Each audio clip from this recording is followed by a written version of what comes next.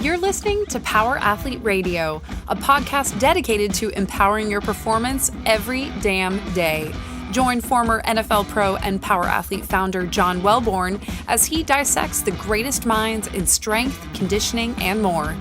So whether your goal is to be the hammer, destroy mediocrity, or simply move the dirt, you've come to the right place. Now with the warm-up done, let the gains begin. Hey, welcome back to Power Athlete Radio. I'm joined by my good friend Mike Sarraille, and we are going to discuss authenticity in the talent war, which is Mike's book. We decided to go through it a little bit, and I had a couple questions that I want to get into, but I also want to talk a little bit about authenticity. And the reason this popped up is I was actually going through some composition books, and I love to write in composition books. And old school. Oh yeah, no, this is like I love writing stuff down. But I ended up pulling out a talk that I did at Summer Strong 2 years ago that had to do with authenticity. And as I was going through it, I realized I had kind of an interesting moment in that I believe that the reason that most people feel inauthentic is most of what people say and do are not their own thoughts. So I don't know where exactly this came from. It was kind of like a moment epiphany. I know it probably came from something in college because I ended up watching a video that had Jordan Peterson who kind of made a very similar claim. And I was like, did I get it from him? I'm like, no, I must have gotten this early on because I had never seen the video. But it's true. What most people do is when they're young, they kind of try on different coats, let's say, or different, outfits or, different leadership styles or different thoughts, right? And it's good. They can wear this stuff around. They can try it. They can see if this ideology or this thought process works. And they kind of wear it like an old coat. And if it fits them, they wear it. And if not, they kind of throw it off. And the problem is that at some point you have to throw it off and decide what you believe. And the reason that some people come off as inauthentic or things become authentic in a way is when you throw off that code or you throw off that other people's ideas and you start developing your own thought process and your own ideas, and then you become authentic. And we have this really great internal clock in our stomach. When somebody says something, you're like, God, that just feels so disingenuous or so inauthentic. And why do we think that?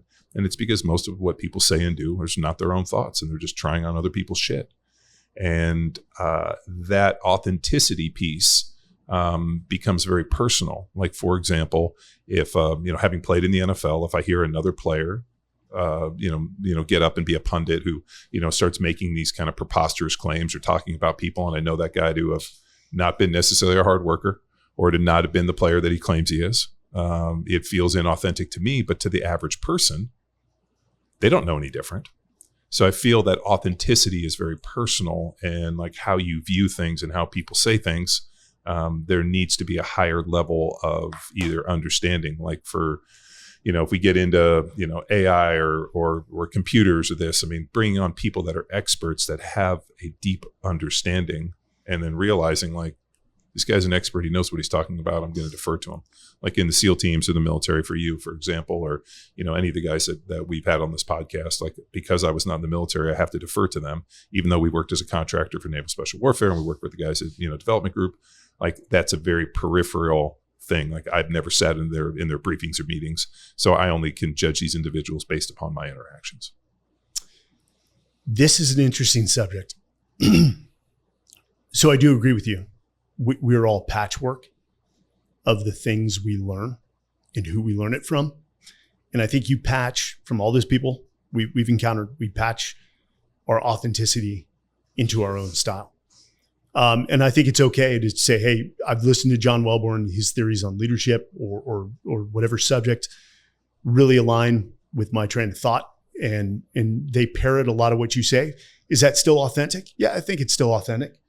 But it seems like, again, we have a lot of offline conversations that we necessarily wouldn't make public. Well, seeing as that I've already been shadow banned off of Meta and Instagram, I'm sure it stems from the podcast and YouTube and all the other stuff we put out. But at the end of the day, what's kind of interesting, and I don't know if this is like the power of the media or the power of this. During COVID, and I was tried not to talk a lot about COVID in terms of like, my idea and whatever. I've always felt that the best hedge you can have against any of these things is, basically making yourself as strong as possible and then not buy into hysteria. And one of the things that makes me a little nervous, and probably actually one of the statements, and I posted it yesterday, but one of my favorite quotes is, madness is something rare in individuals, but in groups, parties, peoples, and ages, it's the rule. And obviously that's Nietzsche. And I felt that a lot of what I had studied early on, and a lot of the philosophers and different things that I'd read like Nietzsche, when I saw COVID pop up, it felt very hysterical. And there was a lot of people, a lot of false prophets, a lot of claims, a lot of unsubstantiated stuff. And I think we just didn't know. And everything I went back to was life, liberty, and the pursuit of happiness, right? You as an individual have to be your own agent in this world. And that's all we ever said. And I don't know if that was a popular or unpopular kind of mode of thinking. But at some point, I must have said something that allowed us to, get shadow banned and throttled and that. And it's I don't know why speaking the truth, or more importantly, the truth that I see. Or just an unpopular opinion that goes against the court of popular public opinion. Well, why is an unpopular opinion for people to have personal agency and to basically do what they want? We pay like in this country, right? As granted to us by God in the Constitution, we're guaranteed life, liberty, and the pursuit of happiness. I have the right to live a life that's unabated by either governments or individuals, right? To the extent where it doesn't hurt other people. If during lockdown I want to stay here, and it just the masses. So the masses are a dangerous thing.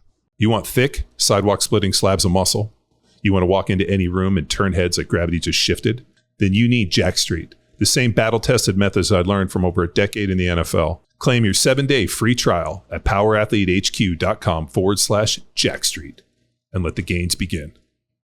Yeah. And I think a lot of people, and I'm saying most human beings, lack confidence standing on their own 2 feet. And when you lack confidence standing on your own 2 feet, what's the easiest thing to do? To find the masses so that you can lock arms. And they think that there's power and strength. But if you're going to the fact that it happened during the Biden administration, it's no shocker that I'm of the conservative nature. People banded together, and I think people bought into beliefs that they didn't necessarily hold because it became extremely popular. And if you went against that narrative, what was the term? You were basically socially hung out to dry. There was a social media term. If you ended up against the woke culture, they kept talking about being on the wrong side of history, which I thought was an interesting statement because obviously history is written by the victor.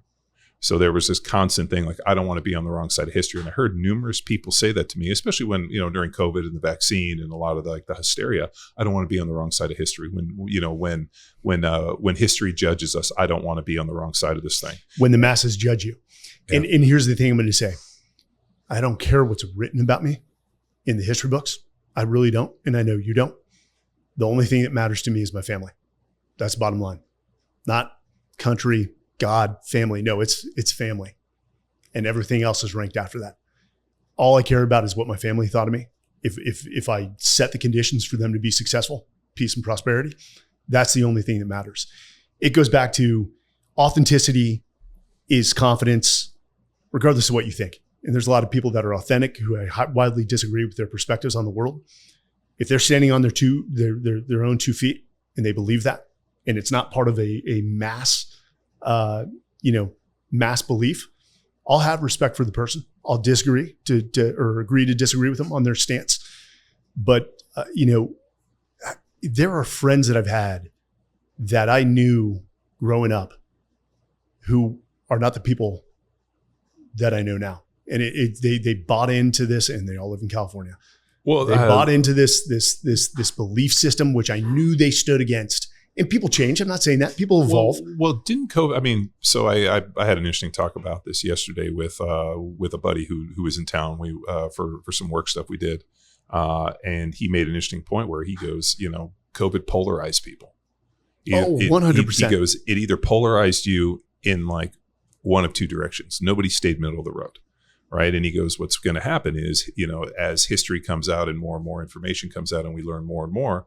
there's going to be an interesting piece where like one side is right and one side's wrong. But the problem is that because it's so polarizing, people cannot walk off or admit any wrongdoing. And they just go with like, well, I was making the best decision as I can. I didn't want to be stuck on the wrong side of history, which I've heard over and over again to the point where I'm like, I am flabbergasted. Like that's the only thing I can come up with that people would say that. But I mean, even like in our, friend groups or our, private text groups, it's pretty interesting that like the array of people, and we go back and forth where we're like, wow, I did not see that one coming. You talking about Shep? Yeah. You want to give the context? Yeah, we love Shep. Shep is our asshole. So one of our text groups has to do with our buddy. What's it Shep called? Rose. Yeah, he's on Bravo TV. Southern Charm. Southern Charm. So Shep and I and Mike and Shanji and some people are on this kind of group text, and it's pretty interesting some of the stuff that goes back and forth. And I try not to battle him too much, but some of the stuff I'm like, dude, you are on a Bravo show called Southern Charm, where you're like a Southern gentleman dating all these girls, and you get to go to cocktail parties and mint jubilees and the whole thing. You're in Savannah for 4th of July. I mean, St. Patrick's Day. I mean, basically, he's a socialite, and there's an interesting moral compass on that stuff. And I was like, man, I like I've always said, I do not buy into identity politics. And whether it be on the Biden side or the Trump side, like I think the huge problem that we run into is this two-party system. There's no third-party candidate. Broken. It's broken. And like, I mean, everything down to the fiat currency is broken. I mean, there's a lot of problems.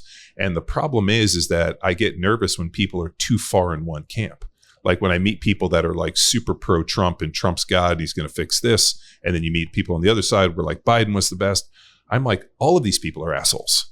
From a political context, I love the middle. Yeah. Where you can say, the Dems made a stupid decision, the Republicans, and you're like, hey, that's just dumb. Well, the Dems didn't run a real candidate, right?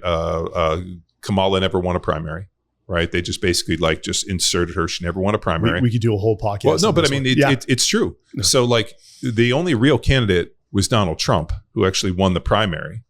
And I mean, he's a flawed character in himself.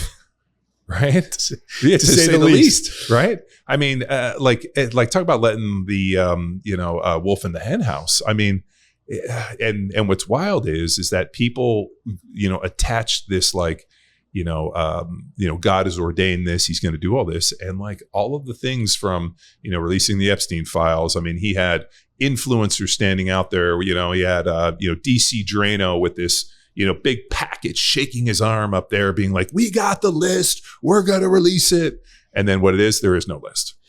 And at that level, there's such a poisonous back and forth of, we'll give you this, quid pro quo of, hey, don't release this, we'll bend on that.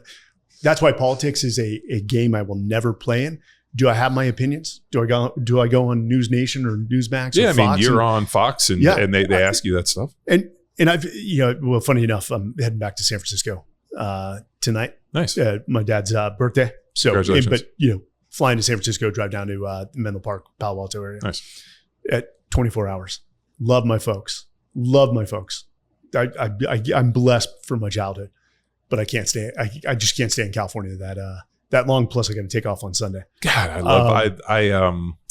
I still have romantic visions of San Francisco, like flying in, going to Fisherman's Wharf, going getting Irish coffee. When it was safe. Well, I've never been anywhere in the world where I did not feel safe. I was in Rio for Carnival in Brazil, and we were walking through the favelas. I mean, and those guys seem pretty cool. So you're also a very large human. People judge but I mean, they weigh risk. Going to the Buena Vista and getting an Irish coffee, and like going to Fisherman's Wharf and walking down. Like I've gotten drunk off of Irish coffees at Buena Vista, and it never ends well.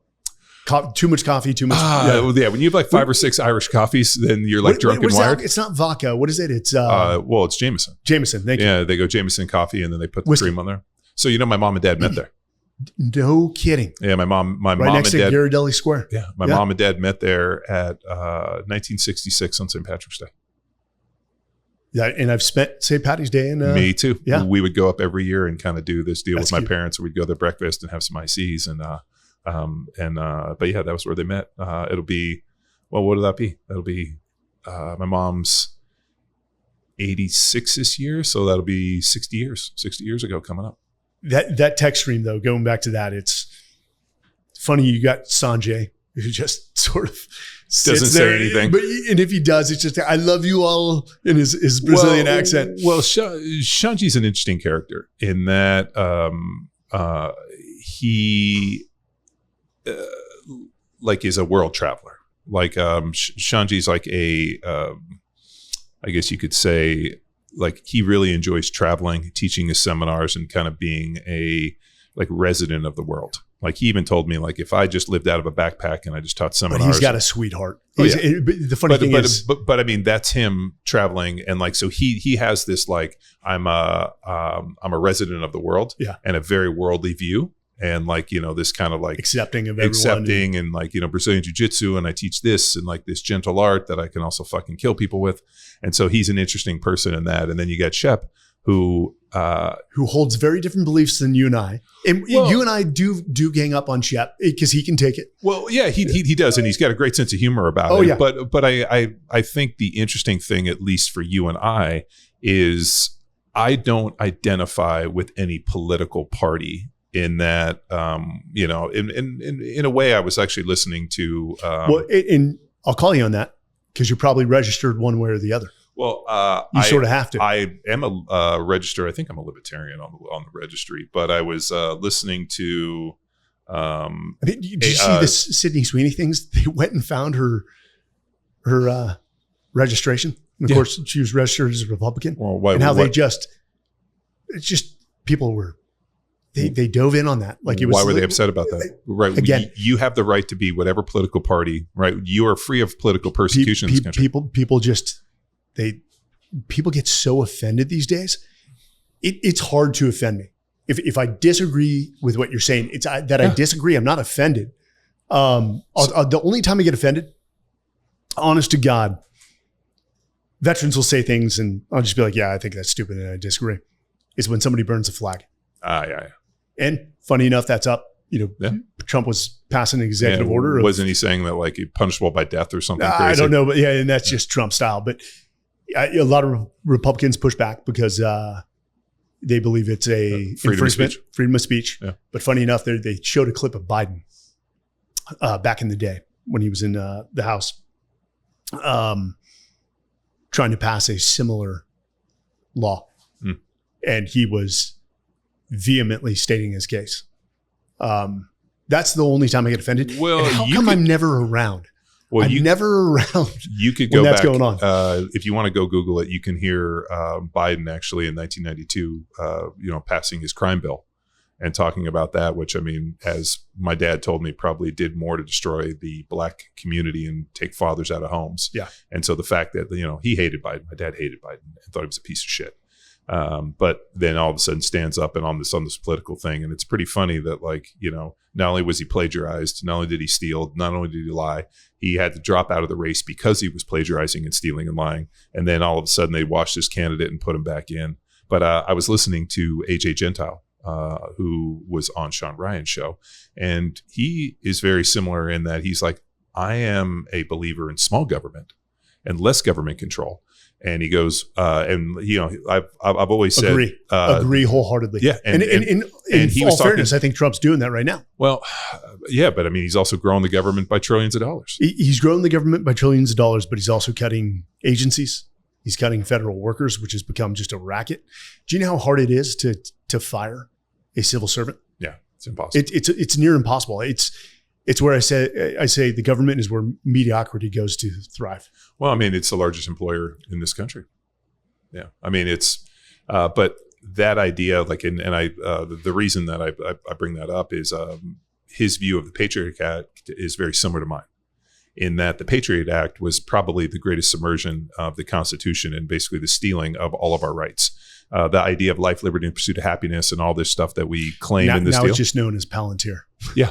Right. I mean, and what's wild is they passed that in like a few months. Right. So 9/11 hits, they passed the Patriot Act. And what's wild is the Patriot Act has not stopped anybody. It's just basically sniffing information. It's kind of like with TSA. TSA has not stopped a single terrorist. As they say, delete my browser history if found dead. Yeah. Well, I mean, but as I was kind of listening to him go through it, I was like, this is, as an American, and, we are subscribed to this, like I said, life, liberty, and pursuit of happiness is guaranteed in the Constitution. And then they put in something that basically subverts it and basically makes it null and void. And yet we're still okay with that. And that comes up every time in the FISA courts, and all they do, and, there's no Fourth Amendment, there's no due process. And they just basically like have all this information, and like your idea of, the age old, why do I need the First Amendment if I'm not saying anything bad? Why do we need the Second Amendment? Well, there's plenty of infringement on free speech, social media. Yeah. There's a lot of policing to do there. But, the founding fathers could not have fathomed how large this nation has become. Yeah. And the Constitution, I like to boil it down to adult freedoms. A freedom to do what you want, to live how you want, as long as it doesn't infringe upon others. Yeah. If that is, you want to claim a certain sexuality, good for you. Just, however, when you go shoot up a school and kill children, then you're infringing on others, and that's where you have to draw the line. It comes down to responsibility. Yeah. That each person has to demonstrate a certain responsibility to live their life as they see fit, as long as it doesn't infringe upon others. And unfortunately, words have now been classified as infringing on other people's rights. Well, I mean, when we were kids, sticks and stones may break my bones, but names will never hurt me. And now what happened is there was a changing of that, and it's because words can cause stress, and then the stress becomes aggression. And now, what I like to say? That's a you problem. Yeah. That is a you problem, not a me problem. Well, but if my words offend you, now, do I think there's acceptable speech when you're the KKK? Well, probably. Well, yeah, but speaking your banter, those people are assholes. Well, those people are assholes. But like, for example, Sydney Sweeney, we were talking about, goes up and, gets hired to do an ad for, what was it, Eagle Jeans or whatever. And it's Sydney Sweeney has great jeans. And the amount of outrage for that was insane. And you know what? Sadistically, I sort of laugh my ass off when both sides get so worked up over nothing. Hey, this is off topic, but did you see what the Border Patrol did in the wake of the Sydney Sweeney thing? No. You've got Border Patrol. I am on the Border Patrol social media page nonstop. Their campaign, whoever they have in charge of the marketing, is hilarious. They did a take. It was a video on Instagram about how their officers have good genes. Yeah. And they're getting on top of, horses and riding, and they're using it as a recruiting tool. It was well done. That's awesome. No, I'll look it up. But yeah, I am, to kind of peel this back a little bit, in the talent where you said the military isn't the greatest strength of a nation, the economy is, but it needs better leadership. Oh yeah. And I've been, again, my initial shock was probably fresh out of the military, where the culture is just different. Where uniformity, where loyalty, where alignment is key. Where in conformity it's not necessarily coming down on individualism. We want you to be who you are and authentic to who you are, but you've got to conform to the culture and the standards and the expectations and the life and the code that we live by. The military or the private sector is just different. It's they put a precedence on individualism over the collective side of what we have in the military. And people are out to make money, and sometimes they're willing to do whatever because they're coin operated. And that takes precedence over your word sometimes. And it's just, the business world is a brutal environment. And I think the more I get into it, you just have to accept that is the way it is. I don't necessarily have to make the decisions that some, I would say, toxic leaders are making, but I'm going to do what's right. I'm going to do what's right for the organization to provide for my people. And if I get screwed in the process, and I've been screwed over. Yeah. You just chalk it up as a lesson learned, and hey, guess what? Don't do business with that individual. Yeah. That's it. Yeah. And move on and find somebody. I always believe in the best nature of people until you prove me wrong. And it goes to, trust is earned, not given. I think that's great on a Hallmark card. When you hire somebody, when I hire you as the head of my marketing, and you went through an interview process and you step into that role, I've got to give you trust. Yeah. Now, can I put some measures in place to make sure that I'm verifying that trust? 30, 60, 90-day plan, KPIs, things along those lines. Yes, I can. And have frequent conversations to make sure that you're heading in the right direction, that we're completely aligned, and trust will build. Even though it's given, that trust will prove valid. It doesn't always work that way, but in the private sector, it's not like the military where we have 2 years to work together in the States training before we deploy for when it really matters. The private sector, the business world works differently. You hire somebody, you put them right into the role, and you just got to give them the trust to do the right thing. How long does it take for character to really establish itself? Or more importantly, like how long does it take for you to clear away the rubble in terms of character? Like you bring somebody on, you hire them, like is there a 30, 60, 90 day, like where all of a sudden you kind of like this person comes in, right? The interview was good. They're dressed fine. Everything looks like they look like they can do it. But how long does it take for character to start kind of sifting through? So there's a way to reduce risk there. And it's actually your interview process. And that was a big part of the book. Most people, when they say, hey, we need, again, a head of marketing, I'm just going to use a trivial position. They don't have a defined process to assess for character. So the CEO, the COO, and maybe, one other individual will each do an interview of the candidates. And there's no strategy going into it. They're asking different questions. They don't know what success looks like. They don't even know what they're looking for. And they come out and they're like, yeah, I really like this guy or this woman, and let's hire him. They all agree. Oh, great. It starts with defining the role. So if it's a head of marketing, what attributes or characteristics are required to be successful in that role? What other characteristics or values are required by nature of the cultural operating system that you've set within that company? And then designing a scorecard with very similar questions that get to the same root of what you're looking for. If, let's say, drive is something you're looking for, you are asking questions for them to demonstrate where they've stepped into an organization previous to yours and they were driven to produce outcomes. And then another thing for drive is, do you want to determine which candidate's the right candidate? After you go through your multiple rounds of interviews, at the end of let's say you have 3 rounds and 2 candidates are left, we hit them with a case study. Here's our current strategy deck. Here's our P&L. Here's our balance sheet. Here's some other materials in the company. Write up a comprehensive, very thorough, 12-month plan of how you're going to come in as the head of marketing and break it down by 30, 60, 90, 120, 150, 180 days, so on to 12 months. And basically you put work on them. And some people will just never even turn in the case study. And that's an elimination of, hey, they sold well, they made it to the final round, but they really don't want to put in the work. And then you see the person that turns that in, it's comprehensive, and they turn it in before anyone else. And so there's this multivariate process you can create in the interview process to hedge your risk. And then again, I'm trying to remember, the name of the book is The First 90 Days. It's Michael, I believe, not Saylor. Michael Saylor is the CEO of MicroStrategy. I can't remember the author. And it's a great book on, you basically lay out what they need to do within the 30, 60, 90 days, from learning people within the organization to learning the culture to go, introducing themselves to the things they created within their 12-month plan.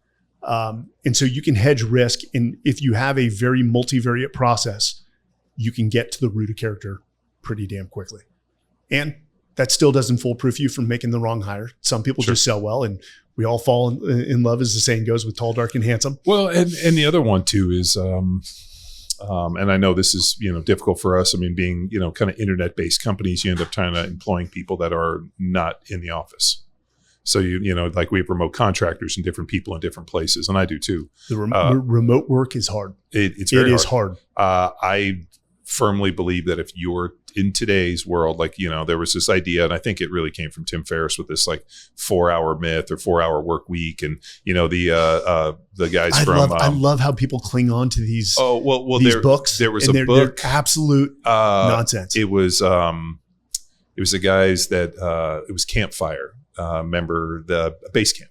those guys who are like, with Basecamp, and they wrote that book that like, you don't need to have people in the office. You can, leverage all these remote people in this. And I think in today's world, when COVID happened, and everybody went remote bringing people back into the office, or bringing people into, being able to have people like sit face to face and have conversations and not do things through Zoom.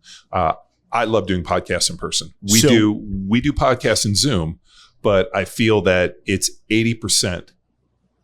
There's no personal connection. No. So if you look at the trends, again, the masses said we want remote work. COVID lent to that. There's a lot of trust that you're working 8 hours a day. Yeah, you're not. And there's a lot of distractions when you're in the home. There's a lot of distractions in the office. But if you've looked, what is the CEO of Amazon? Is it Andrew Jassy? They revoked the remote work policy. They sent out a very direct message, said, hey, we need you in the office. If you disagree with that, thank you for your time at Amazon. We wish you the best in your career. Nike has done the same thing. Multiple companies have done the same thing. Jamie Dimon recently revoked it.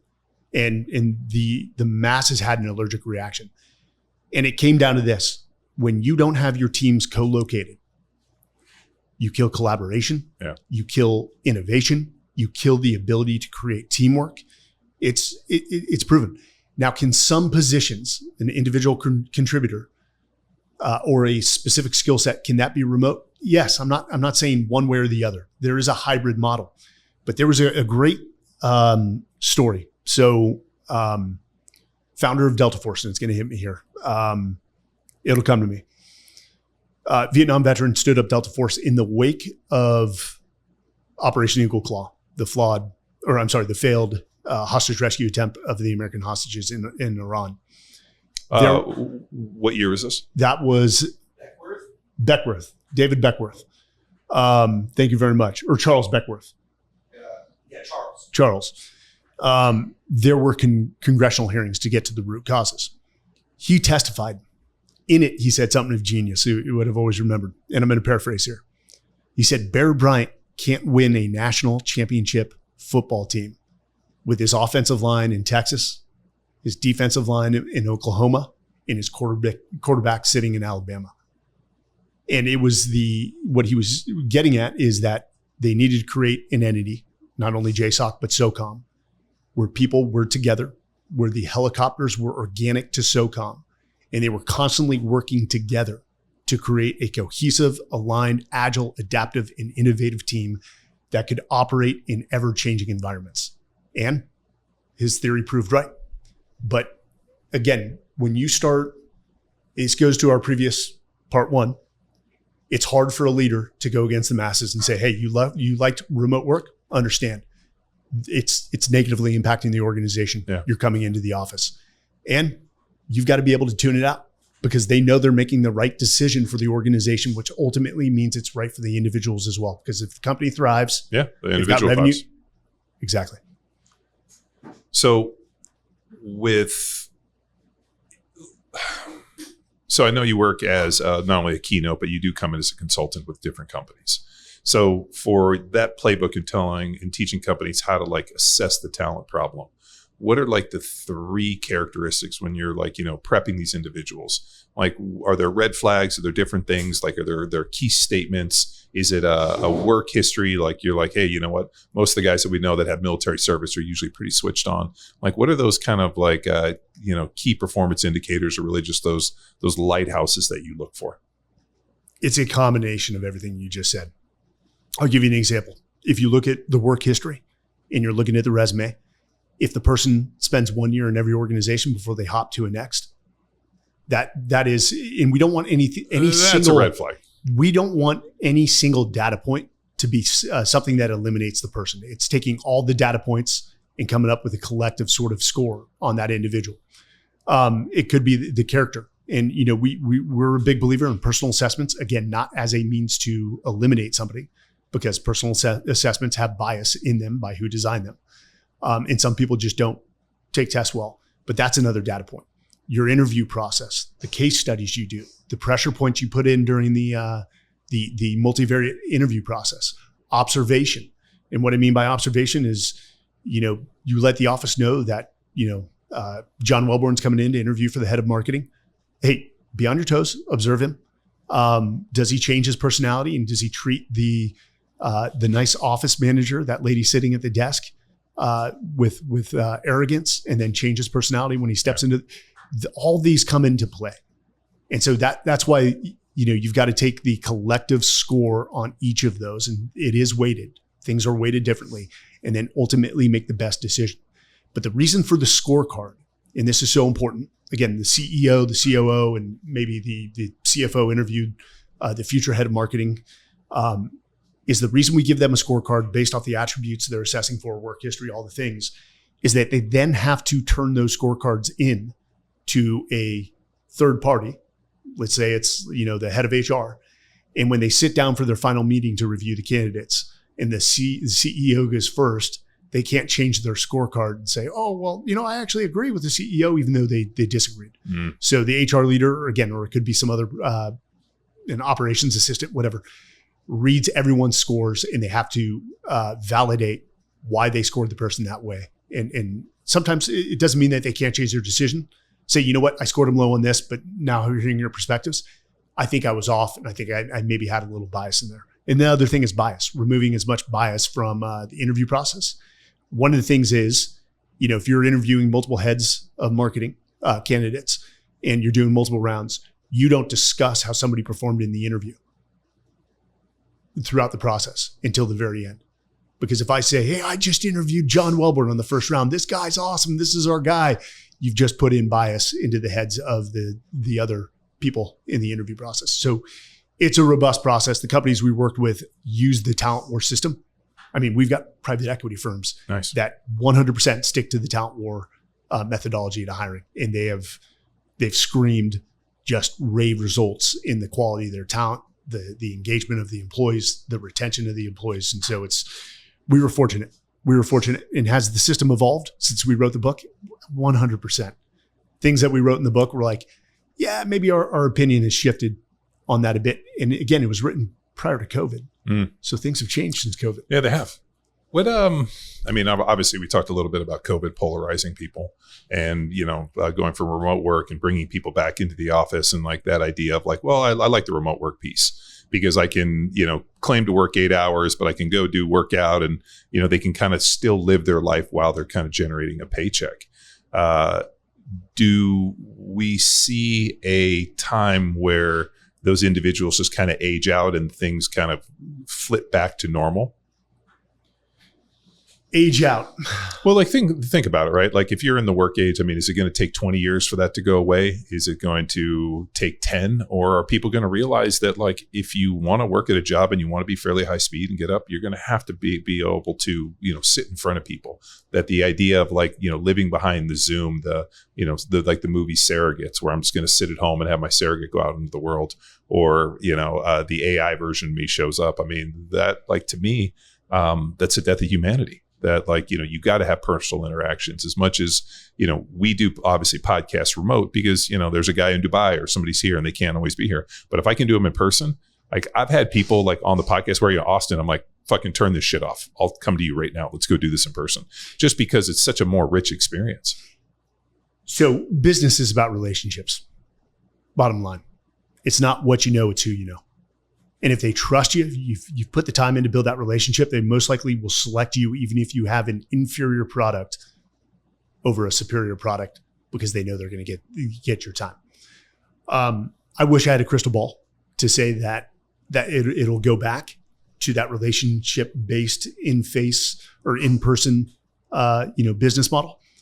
But the trends are shown in a very strong way that this is the way of the future. I still think, though, if you stick to that model, maybe a hybrid model of, yes, we will always opt to travel to New York to sit down with the client, introduce ourselves, build that relationship, take them to dinner, maybe take them shooting or whatever, that people will value that. I don't know. I know that we grew up in an era that put a precedence on that. Yeah. And so we're warped and we're biased in a way of that's the way it's done. But there's something, the personal nature, and it goes, we've had this conversation of human beings crave interpersonal relationships. They crave it. But is society changing as a whole where people are like, hey, we can just do this on Zoom. We don't need to build a relationship. We just do business. I don't know. I have an allergic reaction to it. But it just may be the way of the future. And it just shows like the sense of community. I think you would agree with me. The sense of community from when we were born, where kids could go out at 8 a.m., ride around on their bikes until about 6 p.m. and nobody feared their kid was going to be abducted. No. Even though that did take place, I just don't think it was as well advertised. It didn't happen until the milk crate. Like when all of a sudden they started putting missing kids on the milk crate and then you see it in there. I think that was like the hysteria. I mean, the fact that there were commercials in the 80s where it said it's 10 o'clock, do you know where your children are? They had to put commercials out there because parents legitimately did not know where their kids were.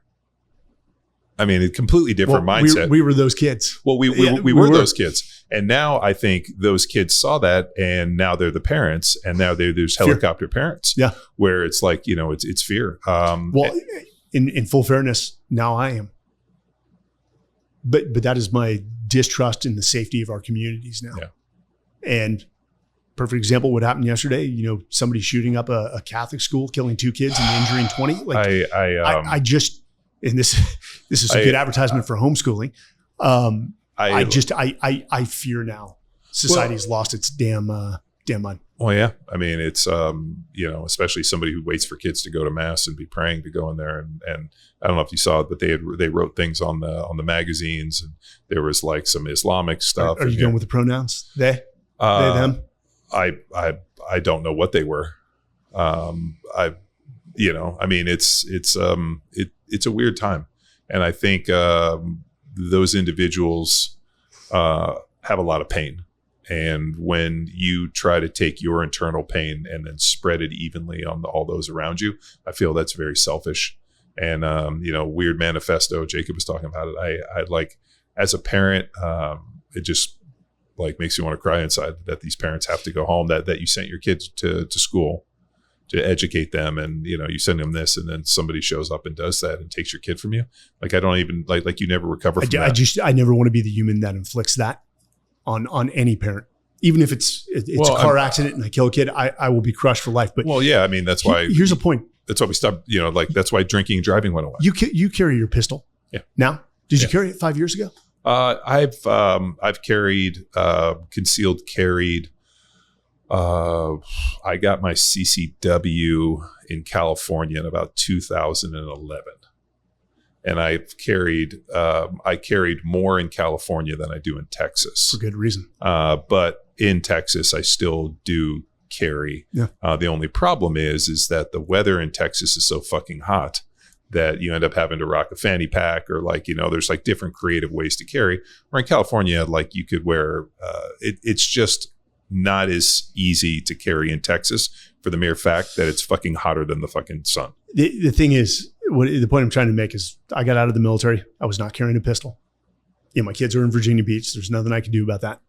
But even before I had a kid, I've been carrying for the last 3 years, post-COVID when people were just losing. Society was not as a whole. We paint in broad brush strokes. When a select individual does something crazy, you just never know. Yeah. And you sort of put that on top of, you layer that on top of society. But I don't want to have to carry a pistol. I really don't. Well, yeah. It's funny. I go grocery shopping every Sunday and I buy all my groceries and then I meal prep everything. I go to Central Market. Up Blasphemy. north. Yeah. Well, it's they have a really good. Central Market is owned by HEB, but they have a really good meat market at the one up in North Lamar. It's the best meat market in Austin. So I go up there on Sundays. They have like everything's excellent. So I go there, and as I go through, I kind of always play this scenario like, what if something happens in this place? Right? Like I look at all these people just kind of floating around. Like, what if something happens? And I don't carry my gun, obviously. I just don't take it to the grocery store on Sundays. But I always wonder, like, what if something happens? And if somebody pulled something, I would literally ram that cart as fast as I could into that individual, and I would drive them out into the street. And if I got shot and they took me out, I would just fucking murder them with a cart. Yep. And I think what's funny is that, like, because I lift weights and I train and I box and I do jits and I played in the NFL and this, like, my level of comfort with like physical combat and like basically fucking people up is pretty high. So I always kind of wonder, I'm like, what if something were to happen? Because I mean, it's packed. You know, people are going through, grabbing stuff. And I just wonder, like, what if like somebody goes into that situation on a Sunday? And I always go back to, do you remember the movie Cobra? Yeah. With Stallone. Stallone. Do you remember in the opening scene where those guys go in like the New World Order, the guys where like clicking the deal and they go into that grocery store and they're taking people hostage? I always like in my head, I'm always like, man, is there ever going to be like a Cobra moment? And then what happens? All of a sudden, some big dude just basically smashes these guys with fucking shopping carts. I don't know. I hope to God that I'm never in those situations. But I think as a rational human being, or at least somebody who trains and, you know, shoots and does different things, like I think you put yourself in these situations. Like, what if something happens? Like I was in Costco once with the kids, and all of a sudden, like something happened. I think something fell and broke, and it sounded like a gunshot. And like all of a sudden, the lights went on, and I was with the kids, and I like looked at that back door, and I was like, I'm going to push these kids out the back door, and then whatever the problem is, I'm going to fucking just go basically put my head through it. We will go for a walk, but put our daughter in the stroller. And if I've forgotten my fanny pack, I'll be like, wait, my wife, she's like, you don't need it. I will go back in the house, get it, and put it in the little basket of the stroller. But I mean, and my fear isn't like the homeless guys, though. You've seen some homeless guys go crazy and stab, but we've got homeless around us. We've had car break-ins. Yeah. It's unfortunate that that's the world we live in. Well, I mean, and I don't disagree. This has always been the world.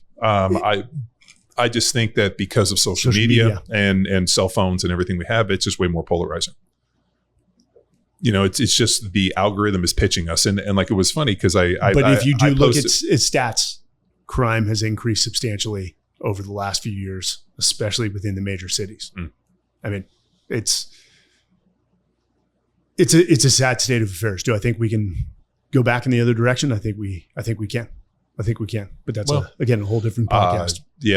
Doris Goodwin, Keating's Goodwin, you know, who's a presidential historian, said America is not that fragile. And during COVID, I did her masterclass, and she goes, America is not that fragile. Just when you think it's going to break, it shows you how resilient it is. So I agree with that. In my mind, I go back and said, America's not that fragile. Well, I'm going to end it there. Thank you so much for coming on Power Athlete Radio. As usual, it's always great to have a conversation with you. So thanks for tuning in. If you like this, like and subscribe. And till we meet again, see you. This episode of Power Athlete Radio is powered by Train Heroic, the most immersive strength training app experience on the market. We've built an online training business by partnering with Train Heroic to deliver all of our world-class training programs like Jack Street, Hammer, Field Strong, and Grindstone. To learn which Power Athlete training program best suits your goals, head to powerathletehq.com/training. And if you're a coach looking to build a business with the best training tech in the business, head to trainheroic.com/powerathletehq. Hey there, Power Athlete Nation. Big shout out to all the heavy hitters who stuck around till the final whistle. If you've been soaking in the knowledge bombs and epic tales we've been dropping for free, here's your chance to be a game changer. Swing by ko-fi.com/powerathlete and toss a few bucks our way to keep the podcast fueled and firing on all cylinders. That's ko-fi.com/powerathlete. Your support makes a difference. See ya.